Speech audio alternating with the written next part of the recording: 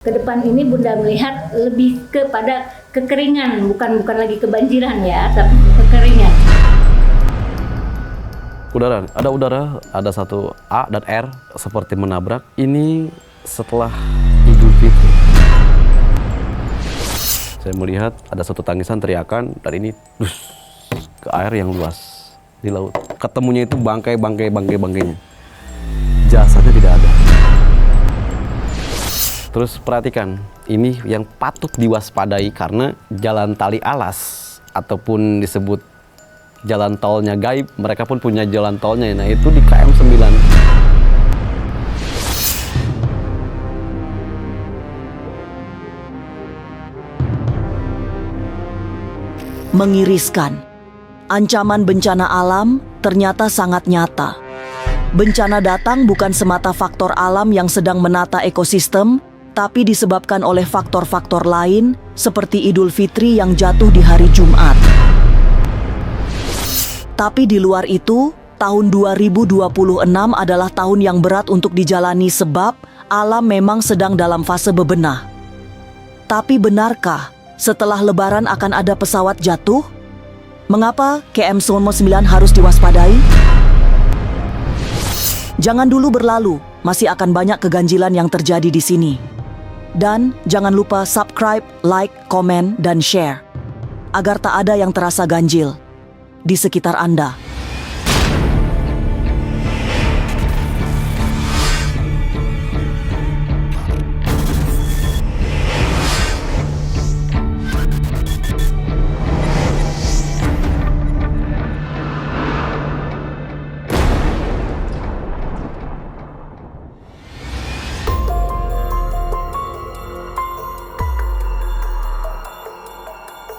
Hati-hati, Hari Raya Idul Fitri datang membawa bencana. Keyakinan itu disampaikan oleh ahli supranatural, Bunda Dewi Amba. Salah satu indikasinya adalah Lebaran yang jatuh pada hari Jumat.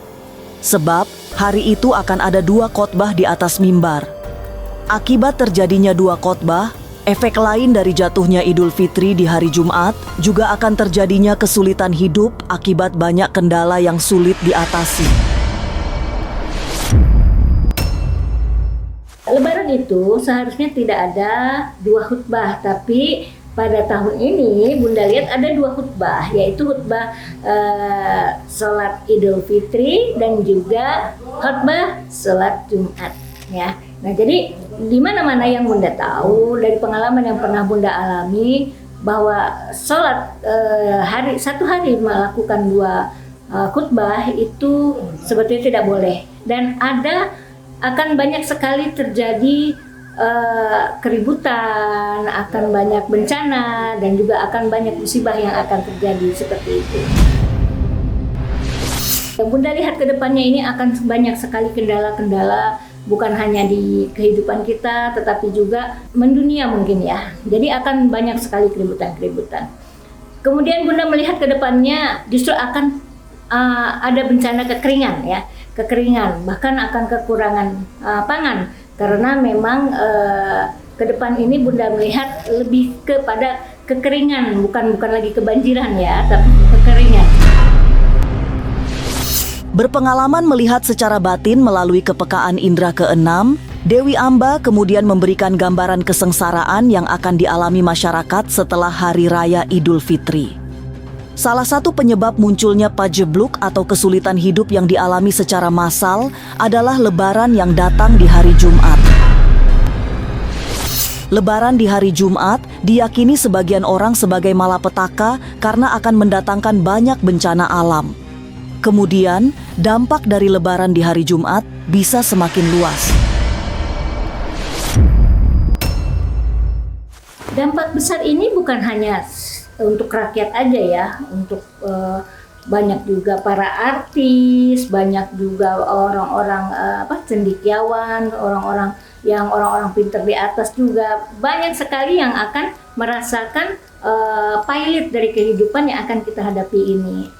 Kenapa? Karena hari raya ini jatuh pada hari Jumat, dan hari Jumat itu akan ada kalau jatuh di hari Jumat akan ada 2 khutbah. Nah, dalam dalam Islam dua khutbah ini akan akan ada bencana-bencana yang akan datang.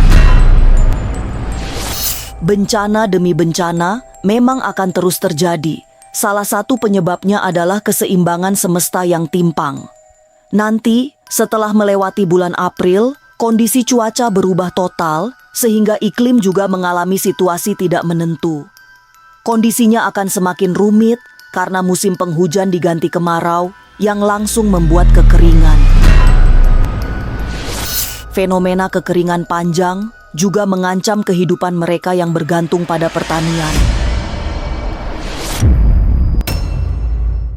Di tahun ini justru Bunda lebih melihat bencana kekeringan karena kebakaran seperti itu. Karena apa? Ini Bunda melihatnya tidak lagi bencana-bencana kebanjiran, tetapi akan banyak bencana-bencana yang membuat bahan pangan kita nih jadi berkurang ya karena gagal panen seperti begitu. Nah, Bunda berharap nih ke depannya kita semua ini lebih lebih menjaga lagi kepedulian kita kepada lingkungan. Karena apa? Karena kalau sudah kita kekurangan sandang, kekurangan pangan, maka kita akan menjadi serba kesulitan, sangat sulit. Semua bencana yang menyengsarakan akan berdampak lebih perih, sebab di tengah gempuran bencana alam, kondisi perekonomian Indonesia juga mengalami penurunan. Situasinya akan semakin mencemaskan karena ancaman kenaikan sembako juga sangat nyata. Itu yang membuat semua orang seperti dibuat tidak tenang karena takut terjadi bencana dahsyat di saat terlelap. Kenaikan harga sembako juga bertambah parah karena para petani mengalami gagal panen. Akibatnya, semua harga kebutuhan hidup melonjak tinggi. Sebagai ahli supranatural, Bunda Dewi Amba mendapatkan gambaran yang agak jelas tentang ancaman krisis ekonomi. Dalam bidang perekonomian, Bunda melihat akan banyak sekali kekurangan-kekurangan ya. Contohnya seperti bahan-bahan kebutuhan pokok akan banyak yang naik, kemudian akan banyak barang-barang yang tidak ada. Kenapa? Karena kekeringan tadi. Kemudian untuk pangan kita nih yang pokok sekali yaitu beras, nasi. Nah, beras ini Bunda melihat akan berkurang. Mungkin juga ada sangkut pautnya dengan keadaan sekarang yang memang sedang terjadi perang ya, seperti itu. Bisa saja berakibat juga kepada Indonesia seperti itu ya. Nah, kemudian Bunda melihat juga kedepannya ini akan banyak sekali terjadi seperti kerusuhan seperti begitu. Karena bagaimana kita semua nih, walaupun Indonesia ini kaya, tetapi kan rakyat kita memang masih lebih banyak yang miskin gitu ya. Jadi masih banyak yang kekurangan, dan lagi juga masih banyak yang pengangguran seperti itu. Jadi kalau kita tidak menaikkan tingkat kesadaran kita, maka kita akan jatuh di tahun ini. Gambaran lebaran yang tidak baik disampaikan oleh praktisi supranatural Bunda Dewi Amba. Apalagi jika satu Syawal jatuh di hari Jumat yang bisa berubah menjadi malapetaka. Tapi benarkah setelah lebaran akan ada tragedi pesawat jatuh? Jangan kemana-mana, tetap subscribe, like, dan share agar tak ada yang terasa ganjil di sekitar Anda.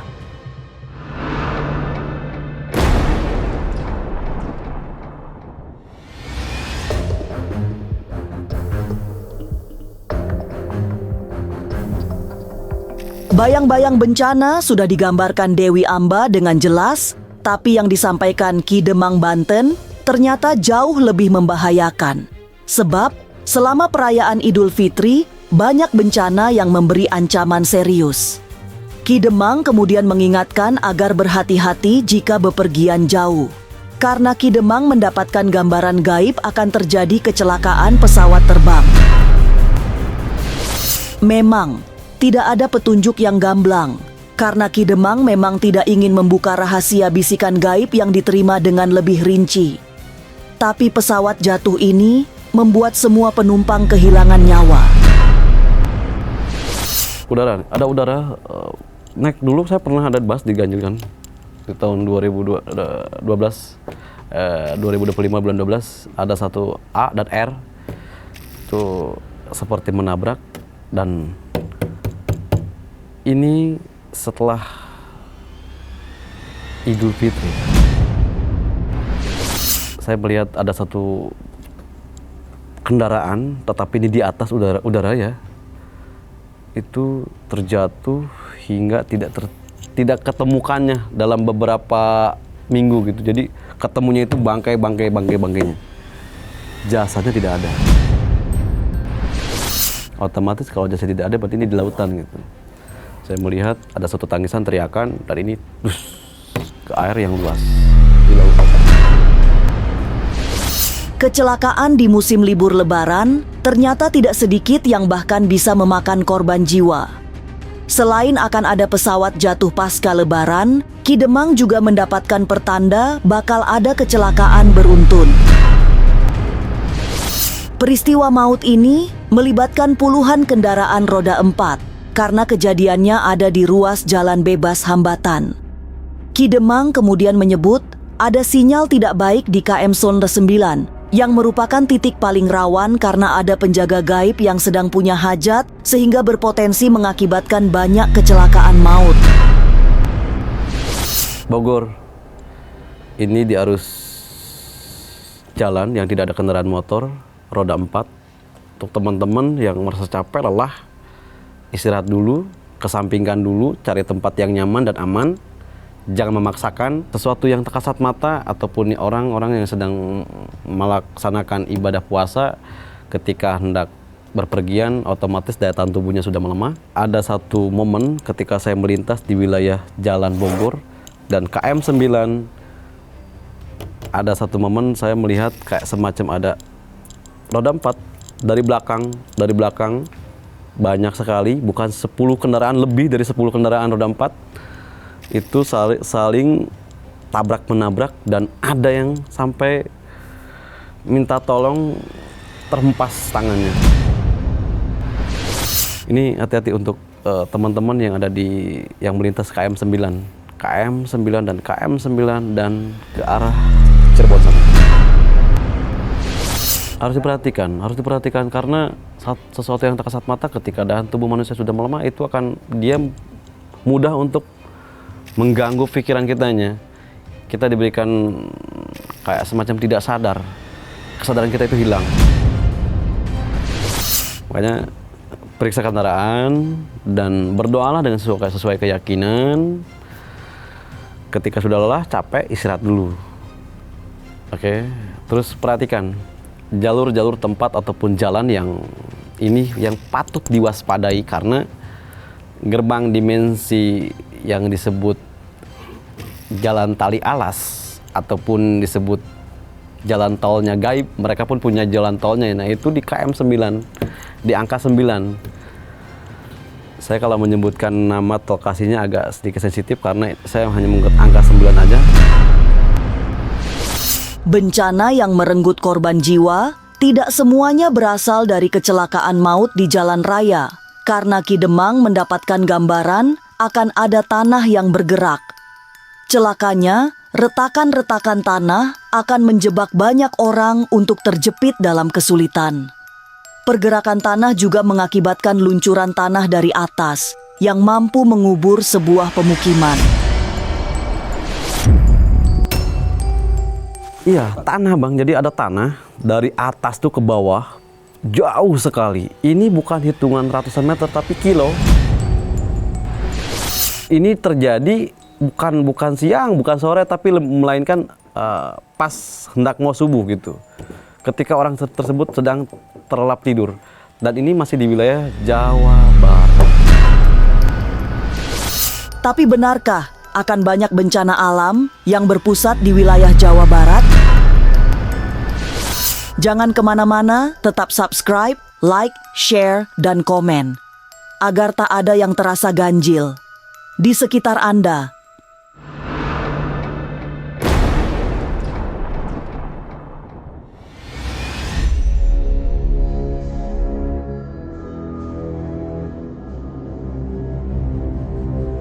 Memasuki akhir bulan Maret, banyak yang harus diwaspadai. Nanti setelah melewati perayaan Idul Fitri, akan ada bencana dengan kekuatan yang sangat besar. Dan yang berpotensi akan digerus oleh bencana mengerikan adalah wilayah Jawa Barat. Ki Demang menjelaskan lebih rinci, yang mendapatkan ancaman maut adalah Jawa Barat di bagian perbukitan.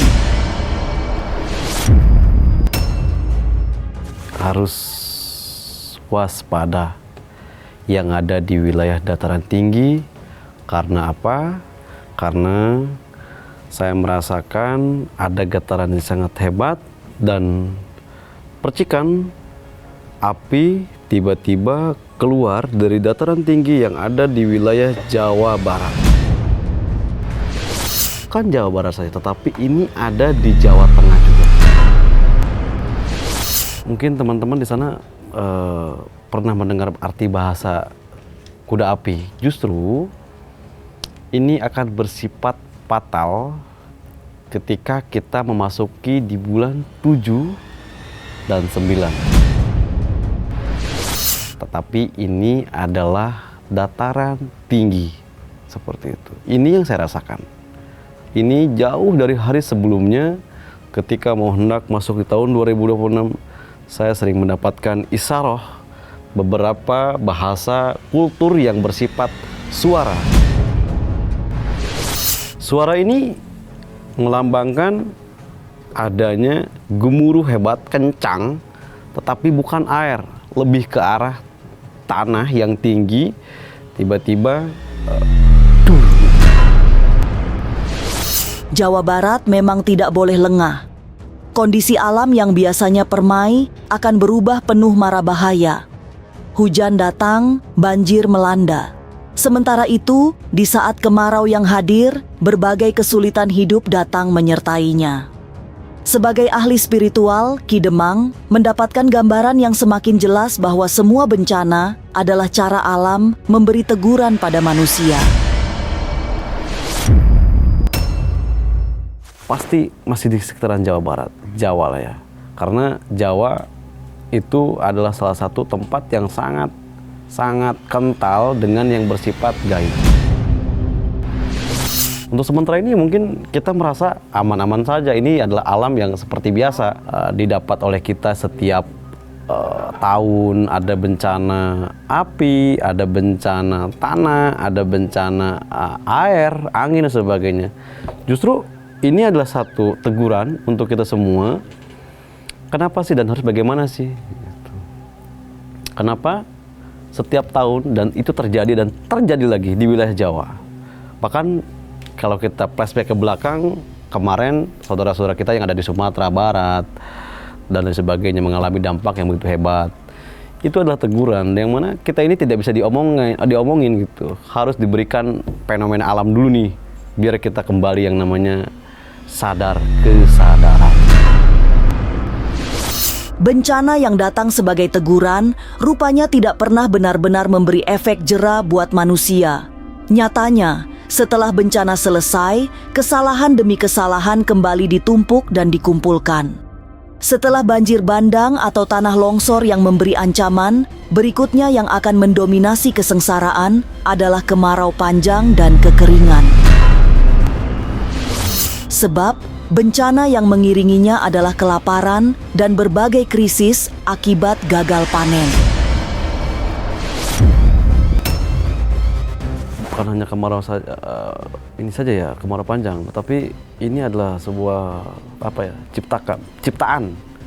ciptaan seseorang yang mengakibatkan kita itu akan mengalami kekeringan yang kurang lebih hampir memakan waktu bulanan sampai 5 bulanan gitu. Dan dampak dari itu banyak anak kecil yang sakit, terus yang sangat dikhawatirkan di bulan 9, 10, 11, 12. Ini bukan omong kosong, tetapi ini kita akan merasakannya. Ini mungkin kita pernah mengalaminya dulu nih, kekeringan panjang. Dan ini kita akan sama nih. Ini harus hati-hati juga teman-teman ketika saat ini teman-teman ya ada beberapa lahan yang harus ditanam seperti itu, kayak nanam pohon dan sebagainya. itu mungkin bisa menanggulangi lah ya. Karena kemarau ini juga panjang dan nanti dampaknya ke kita itu sangat menguras tenaga. Bukan sekadar perebutan uang saja, tetapi lebih mengarah pada air. Kemarin kita berlebihan air nih, tapi kita nanti akan kedatangan satu momen yang mana momen ini kita kekurangan air. Ki Demang melihat sepanjang tahun ini akan banyak malapetaka yang mengirimkan tangis dan air mata. Gambaran bencana yang akan datang terasa jauh lebih mengerikan. Apalagi tahun ini berada di bawah kendali shio kuda api yang membuat semua mudah terbakar oleh percikan sangat kecil. Tapi kuda dan api sesungguhnya juga memberi spirit untuk tidak kalah oleh apapun asal mampu memanfaatkan setiap peluang yang datang di tahun ini. Tidak ada bahasa kuda mengeluh. Kuda itu adalah gagah, perkasa, terbakar. Artinya kita pun tahun ini harus gagah perkasa. Meskipun panas, artinya panas ini bukan sesuatu yang bersifat kita di atas teriknya matahari, tetapi lebih mengarah ke bertahan untuk orang-orang terdekat seperti itu. Memang, ini tak sekadar mengerikan. Ini bencana yang membuat semua porak-poranda. Banjir, longsor, hingga peristiwa-peristiwa tak terduga akan terjadi sepanjang bulan Syawal. Tidak ada yang bisa menyelamatkan selain sikap hati-hati, berserah diri pada Tuhan, serta selalu berdoa memohon pertolongan. Semoga perayaan Hari Raya Idul Fitri tidak berubah menjadi sendu akibat bencana alam yang datang di saat semua orang sedang berbahagia. Inilah ganjil yang akan menguak berbagai misteri di alam nyata dan tak kasat mata. Sampai jumpa pada episode selanjutnya dengan kisah-kisah ganjil. Setiap hari Senin, Kamis, dan Jumat pukul 5 sore. Tapi sebelumnya, jangan lupa subscribe, like, share, dan komen. Agar tak ada yang terasa ganjil di sekitar Anda.